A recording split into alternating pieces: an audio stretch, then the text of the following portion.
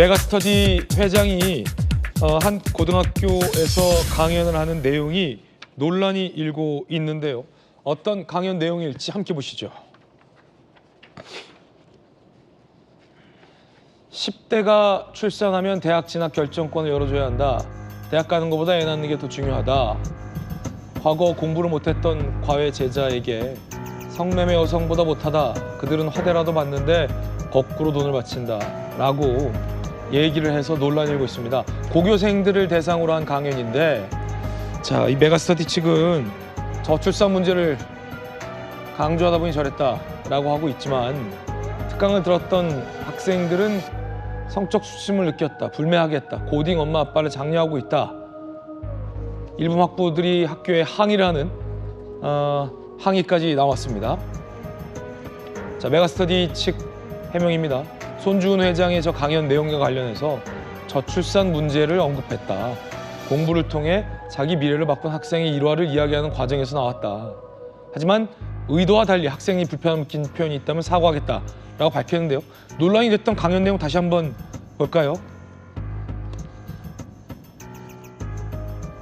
자, 저출산 문제를 얘기하다라고 했는데, 대학 가는 것보다 애 낳는 게 더 중요하다라며 10대가 출산하면 대학 진학 결정권을 줘야 된다. 저출산 문제를 얘기한 건 맞습니다만 10대의 출산을 권장하는 듯한 내용이 분명 들어가 있고요. 그리고 공부를 못하는 학생, 성매매 여성보다 못하다 라는 발언도, 저게 과연 공부를 못했던 학생이 자기 공부를 열심히 해서 자기 인생을 어떻게 바꿔갔는지의 이 성공 스토리에 들어갈 만한 내용인지에 대해서도 부적절해 보이는데요. 김영주 의원님, 많이 부적절해 보이는데요. 네. 뭐 아무리 의도가 선하다 하더라도 설명 자체가 실제적으로 불순하네요. 네. 그러니까 그리고 적절하지 않고, 그리고 대상자가 다르죠. 근데 저는 한번 뭐 서울대에서 강의할 때 니네들 왜 공부하고 있냐 그런 얘기 한 적이 있어요. 근데 그 블록체인 세미나 하는데 웨이터들이 비트코인 이야기 듣고 수천억 벌었더라. 뭐 하고 있냐 뭐 그런 얘기를 한 적이 있어요. 그러나 그 대상자들은 서울대 학생들이었거든요. 좀 다르죠. 성인들이었고 실제로 변화하는 환경을 더 책보다 생각해 보라는 뜻이었는데, 지금 이것은 10대 인구 절벽 시대 얘기할 수는 있어요. 그러나 공부 잘하기 위해서 저분 특강 듣고 있는데 애 낳아라.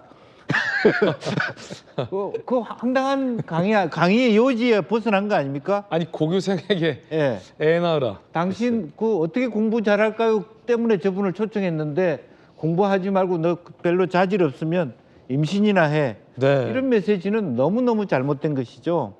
그래서 뭐 정말 메가스터디가 진짜 배가 불렀구나 그런 생각이 들어요. 초심을 잃고 저와 같은 뭐 본인은 굉장히 뭐 의미 있게 우리 사회가 직면해 있는 인구 절벽 시대를 강변한다고 하더라도, 그것은 학부모 대상의 특강이었다 그러면 그나마도 이해할 수 있어요. 아이들을 오히려 그 정도의 어떤 출산에 대한, 인구에 대한 중요성을 같이 느끼게 해야 된다 그런 얘기하지만, 그 10대들을 대상으로 하는 특강에서 저렇게 표현했다라고 하는 것, 더군다나 한술 더 떠가지고 무슨 성매매 여성을 비교해서 이야기한다는 것은 정말 도가 지나치도 너무 지나치다.